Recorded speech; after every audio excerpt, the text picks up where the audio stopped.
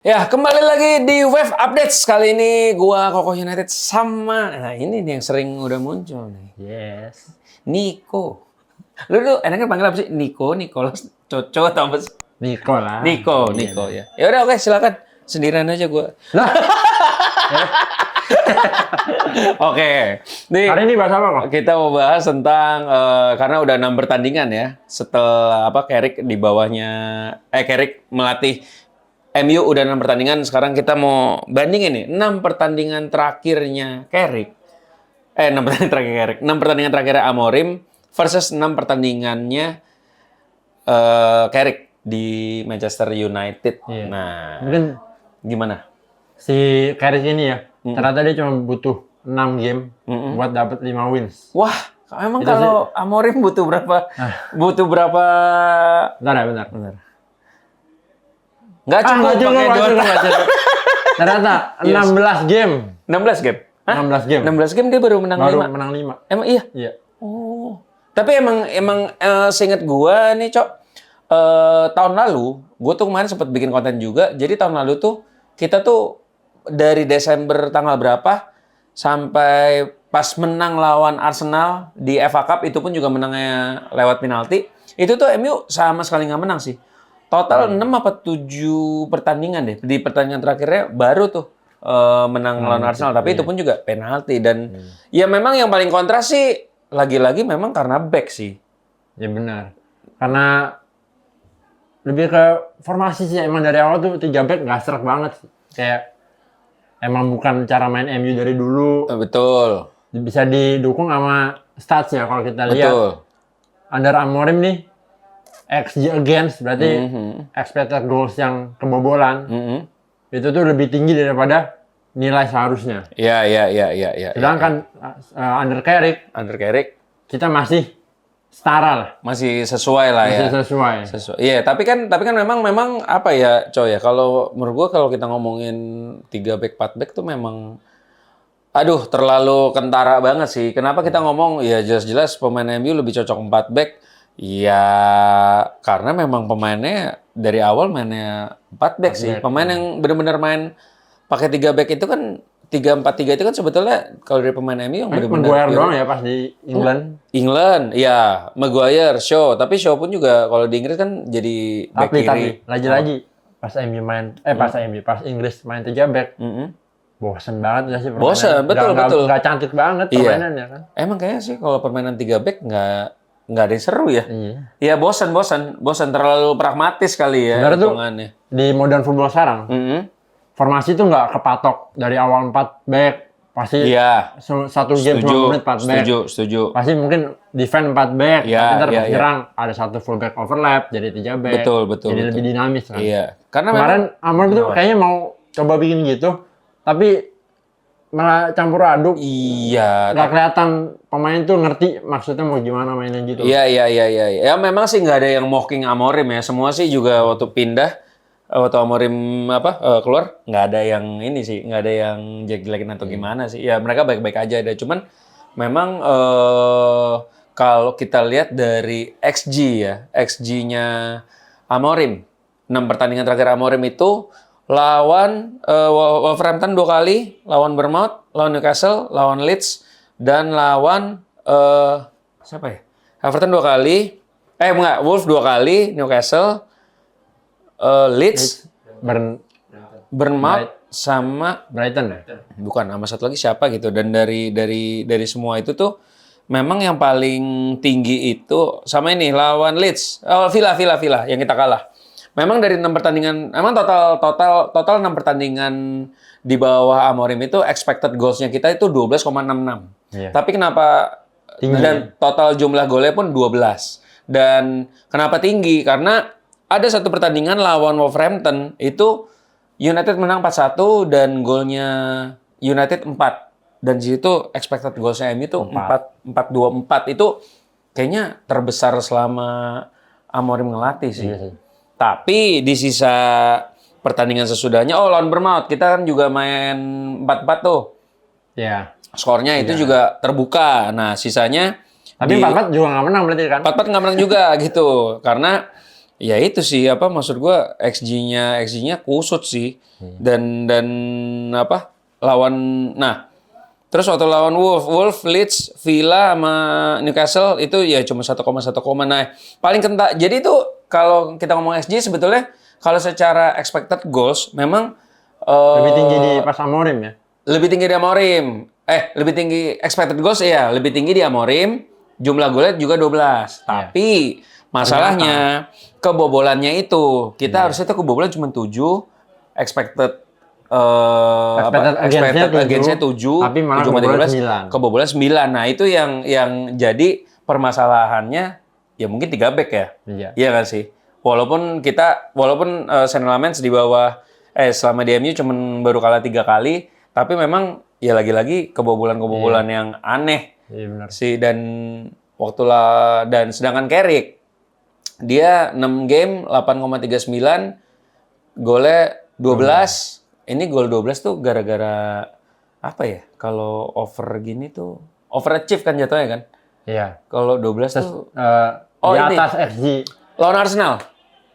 Penyebabnya ini tinggi karena lawan Arsenal. Oh iya, lawan Arsenal tuh 3 gol. 3 gol, 3-3 itu nggak ada yang benar-benar pure. Karena kalau nonton yang lawan Arsenal nih, gue baca XG-nya MU itu cuma 0,71.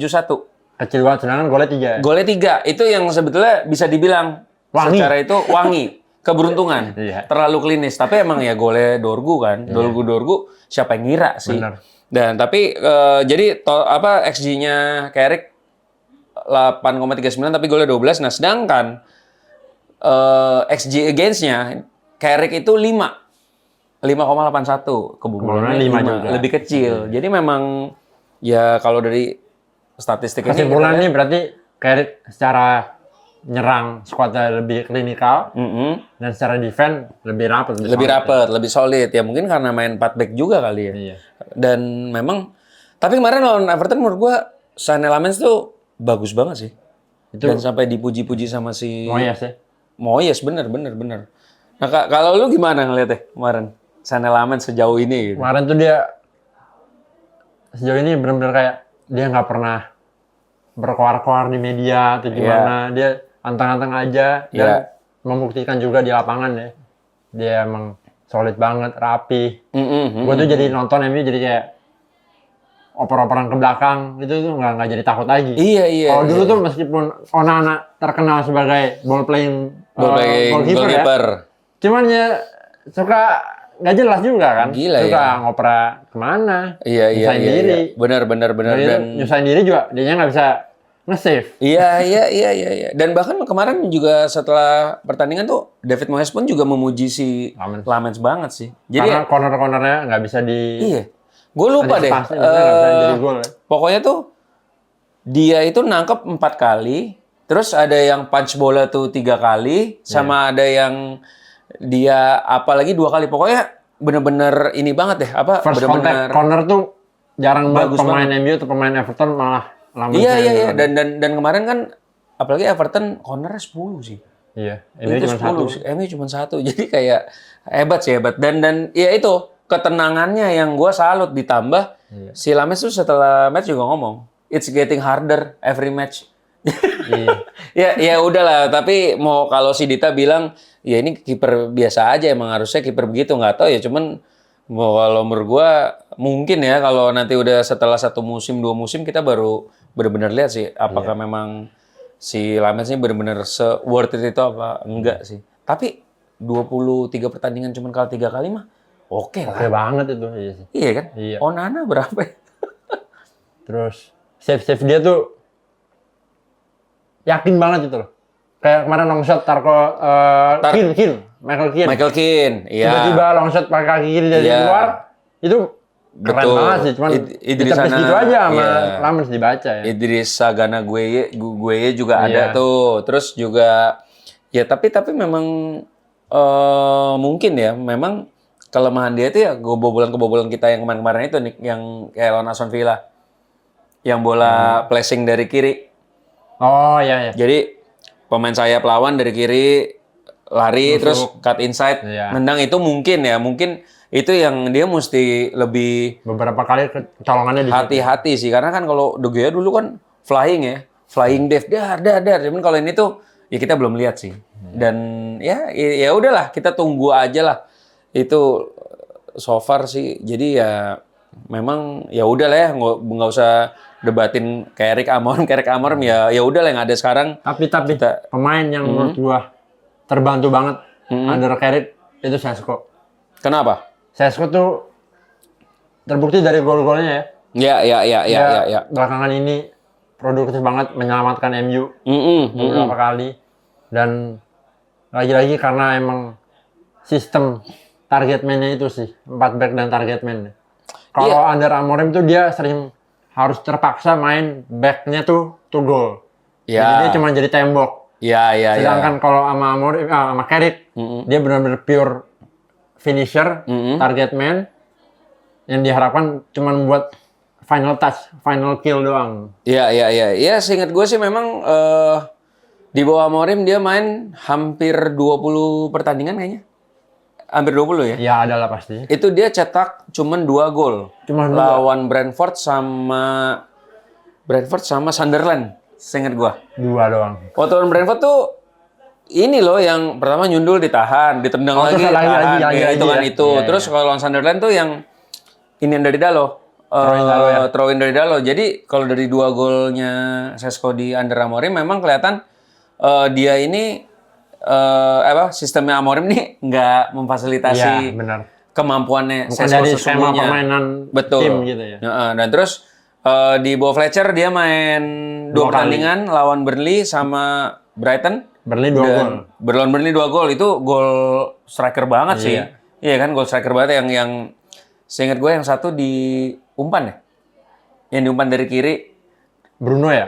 Yang dari kiri itu Dorgu nggak salah. Oh iya, crossing Dorgu. Crossing Dorgu, terus yang satu lagi si Bruno kan. Iya itu kan gol-gol ini banget, striker banget. Pure finisher gitu. Terus kalau yang Brighton gue jujur lupa sih golnya kayak gimana. Jujur lupa, tapi 1 gol. Iya, dan ini lucunya under Fletcher dari 2 game 3 gol dia itu main 90 menit full. Nah, di bawah Carrick dia ini waktu lawan City nggak main, seingat gue. Nggak main. Lawan Arsenal, gue lupa deh sempat main apa enggak. Terus lawan Fulham dia masuk sebagai super sub dan menyelamatkan Manchester United. Terus lawan Spurs habis itu dia nggak cetak gol, tapi masuk dari bench. Tapi lu ingat kan di menit akhir dia tuh harusnya bisa cetak gol. Yang diumpan sama Bruno. Tapi dia cuma nyundul ke arah kiper. Nah, itu. Cuman ke bawah doang sundulannya. Nah, itu sayang banget. Nah, terus ya so far terus habis itu lawan West Ham. Lawan West Ham masuk juga dari bench. Menit akhir. Betul. Nah, kemarin juga lawan Everton. Masuk dari bench juga dan dia yang satu-satunya cetak gol kemenangan buat Manchester United. Jadi apa ya? Kayak ya bisa di fair enough sih, nggak sih kalau kita bilang. Menurut gue dengan sedikit waktu under Carrick, dia udah bisa mencetak gol lebih banyak daripada under Amorim. Iya, jadi itu bisa bisa menunjukkan kalau sistemnya tuh value ya. Sistemnya cocok sama dia dan dia juga bisa perform gitu kan. Berarti kan emang 2 gol terakhir tuh buat MU 3 gol terakhir dia tuh 1 bikin seri, 2 lagi bikin menang. MU menang ya. Itu pure sih. Dan yang paling gila kemarin nih. Waktu gol kemenangan lawan Everton. Dia lari kayak dikejar anjing. Wah, kencang banget ya. Kan? 30 pas gue cek 35,3 km per jam. Kenapa kamu ketawa-tawa? Tapi itu kelihatan yang kenceng dong. Apa karena Tarkowski yang pelan? Nah, ternyata kalau gue lihat iya, gara-gara yang ngejar dia itu Tarkowski. Coba kalau yang ngejar dia itu fullback beneran itu mungkin beda cerita sih, atau si Idrissa Gana gue yang ngejar itu beda cerita. Dan kemarin kan emang Everton nggak pakai fullback. Itu back 4-4-nya back tengah semua kan. Kayaknya ya pada cedera gitu, dan ya tapi dia memang larinya itu rekor di Bundesliga itu 35,7 km per jam. Ya untuk Šeško yang setinggi itu, bisa lari kencang itu oke nggak sih? Oke banget. Oke kan, oke. Dan tapi kalau fastest player tetap pemain ini Wolverhampton. Si Jackson Cacua. Larinya 37,3 km per jam tuh. Dikejar begal apa dikejar apa ya gua? Iya kan kenceng Iya, banget kenceng kan. banget, Tapi kan emang beda ya coy ya, lari di saat lu lagi defend nggak bawa bola Iya. sama bawa bola beda Yang gitu. menunjukkannya itu apa? Si Sesko nih mau banget dapat posisinya itu. Iya, iya, Dia kayak iya, hungry iya, for iya. that position, Betul, hungry for betul, that betul. chance gitu Iya, kan. iya, iya, iya. Dia ngeliat, oh ini ada chance counter, harus lari sekencang mungkin gitu Yes, kan. yes. Dan terbukti gol. Iya terbukti gol gitu. Ya itu tapi gue nggak tahu ya. Gue pengennya tuh Sesko tuh dari awal main sih sebetulnya sih supaya dapat waktu lebih banyak Iya, sih. kemana gue kira juga bakal main sih. Ternyata enggak. Nah gue nanya sama lu nih. Dengan formasi winning timnya Carrick, menurut lu itu udah paling ideal belum? Lagi-lagi gue lebih setuju main 4 back, tapi masih ada, belum perfect lah. Belum perfect ya? Masih ada sedikit, bukan sedikit, masih ada beberapa yang masih bisa diimprove. Salah satunya sisi kiri. Heeh. Menurut gua, Mm-mm. Luke Shaw nih udah nggak bisa nyerang kayak dulu. Iya sih. Dulu kan Udah tua. dia delivery crossingnya, terus lumayan dangerous ya di dalam kotak. Cuman kalau sekarang mungkin udah terbiasa main 3 back, jadi left center back, agak konservatif kali ya. Iya, iya, iya. Dan iya. belakangan ini Carrick mainin Cunha di left wing. Ya, karena Ya. Gareth Dorgu nggak ada. Cunha cenderung bukan tipikal winger yang suka drive, Ya. habis itu baru cutback. Dia langsung ke tengah. Iya, dia terima langsung bola tengah, langsung betul. ke tengah. Iya, iya, iya, Nah. iya, iya. Shaw sebenarnya enak banget kalau dia bisa nyerang gitu. Betul. Nah, Buat masuk Iya. di kirinya ya, buat backup si Cunha. benar. Nah, kemarin terlihat Dorgu yang gitu tuh. Ya, Kan dia lagi betul. cedera ya? Cuma cedera, betul, betul, betul. Kita lihat ntar Dorgu apakah bakal dimainin setelah kembali dari cedera. Iya. Terus dia bisa sedikitnya membantu penyerangan sebelah kiri. Iya. Atau Dorgu kayaknya baru bisa main tuh April ya kayaknya ya. Karena kita tuh Lama juga terakhir main tuh 21 Maret. Abis itu baru main lagi tuh berapa belas April, gila. Lumayan Sedih banyak banget ya. jadi MU. Iya. Gila Nggak musim ada ini. cup, nggak ada Eropa. Musim ini cuma 40 pertandingan. Musim lalu 60 pertandingan. Iya. Gila musim lalu sih gue sampai kayak ini gila apa main-main dulu tapi udah golnya dikit ya kan Iya. kayak tapi yang gue lihat memang bedanya skema Carrick ini setiap pemain MU tuh saling mengisi kekosongan sih. Iya. Sampai mereka switching terus itu yang gue gila melihat kayak ya jadi umpan-umpannya tuh nyampe terus. Iya. Karena ya udah tinggal cari umpan ini kosong oper. Dan dulu Kosong kelihatannya tuh pendongkraknya yang make it happen itu cuma Bruno. Betul. Kayak ngandelin Bruno lagi. Betul, Bruno yang nggak betul. perform, kitanya nggak perform. Iya. Sedangkan di under Carrick semuanya lebih paham role masing-masing. Iya. Permainannya lebih purposeful gitu. Mhm. Kayak Casemiro pun jadi lebih kelihatan ya. Iya. Dan nggak harus defend terus karena Iya, dia iya. tukeran nama Mainu. Mhm. Jadi kayak lebih fluid Mhm. dan nggak ada tuh oper-operan kayak dari back 3 back kiri. Iya, kiri iya, kanan, iya, kiri kanan iya. udah nggak ada Betul, ya. betul. Langsung direct tengah. Iya. Dan kemarin kalau lihat golnya, ingat lagi gol yang sukses gol itu tuh MU tuh lagi diserang, apa habis corner gue lupa ya, pokoknya lagi diserang deh kayaknya. Terus bola tuh dari back, entah si Maguire apa Shaw oper ke Sesko. Iya. Sesko oper ke First time langsung ke belakang. Cunha ya. Ke Cunha, iya ke Cunha. Oh, ke belakang dulu. Ke belakang dulu. Nah, Siapa dari yang belakang tuh oper ke Cunha. Nah, Iya. Cunha langsung switching ke kanan. Nah, Dan Mumonya udah ready, udah langsung. nah lari. itu yang gila ini counter attack-nya beda zaman dulu ya. Kalau zaman dulu kan Iya. ya udah Tunggu-tungguan. ya gitu. Makanya itu yang gue bilang kayak dengan mereka sering switching terus nyari kekosongan itu yang ya bisa lahir Sinerginya dari- lebih kelihatan sih betul, antara betul, pemain. betul. Tapi gini kalau misalkan Dorgu nanti udah sembuh, dia gantiin si Shaw kayaknya lebih menarik ya. Iya. Kayaknya ya, karena kan lebih Itu kerasa banget kalau kanannya lebih Dalo. nyala sih. Dalo.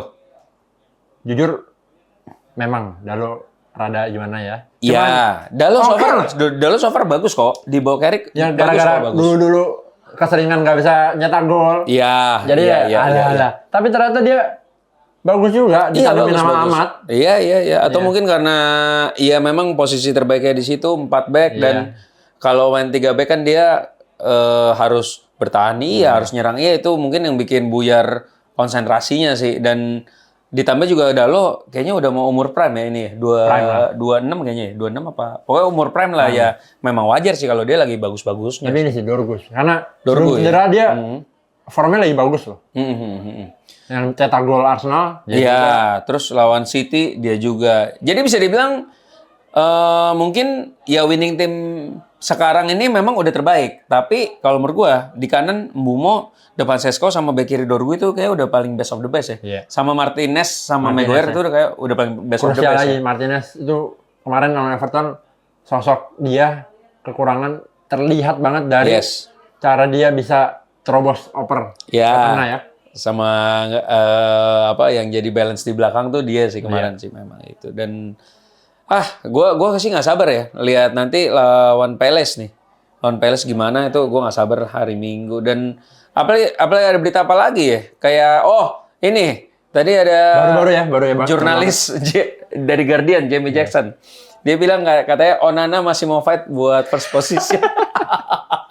Aduh, dia di Turki gitu. Iya Terus makanya. Tapi nomor 3 sih. Si Trabzon separuh kan? Iya. Nomor 3 sih. Cuman Ya, sering konyol juga makanya. katanya. Sering nongol di feed-nya juga feed Yang konyol. konyol-konyol kan. Iya. Cuman kan sih kalau kata gua kayaknya Onana nggak bakal balik sih ya. Ya balik ya udah nggak apa-apa deh, cuman buat tim bantuin Lamen latihan aja nggak apa-apa lah. Nggak lucunya gini, kalau dia mau fight for first position, lah musim lalu lu cabut dari MU gara-gara lu mau main, iya kan? Musim lalu lama datang lu mau cabut dari MU gara-gara lu mau first position lah. Sekarang lu udah pergi, lu mau balik buat first position, menurut gua aneh sih. Kena kali kesentil egonya kali ya. Lihat Lamen nggak tahu lah. Tapi solid gitu ya. tapi kata gua sih mending MU jual Onana aja sih. Iya jual balik aja ke Inter. Inter kan kemungkinan musim ini juara Serie A, ya udahlah beli lagi aja. Dan Ngomong-ngomong kiper kita Basic Bayindir. Ada rumor mau dibeli Besiktas musim depan. Yes, tapi 4, jutaan berapa pound Ya, itu lah. Ya. Tapi ya money still money sih. Menurut gue mengingat Perlu. MU butuh duit. Ya gue sih menurut gue ya siapa Bayindir pergi aja sih kata gue. Kalau bisa pergi mah dibanding MU dia nggak ada. Cuman nggak ya ada dia kesempatan. karena musim ini kita nggak di Liga Eropa terus Ya. FA Cup juga kalah awal-awal ya. Jadi Nggak ada kesempatan. Iya itu sayangnya itu sih. Ya itu sih. Ya Update sekali ini. iya gua tuh jujur ya kangen banget nonton MU tau nggak lo? Bener-bener kangen Harus banget nunggu kayak seminggu. nunggu seminggu. Kemarin 2 minggu. Iya makanya gitu-gitu. Ya udahlah. Oke, sekian web update kali ini. Sampai jumpa lagi di web update selanjutnya. See you guys. Bye bye.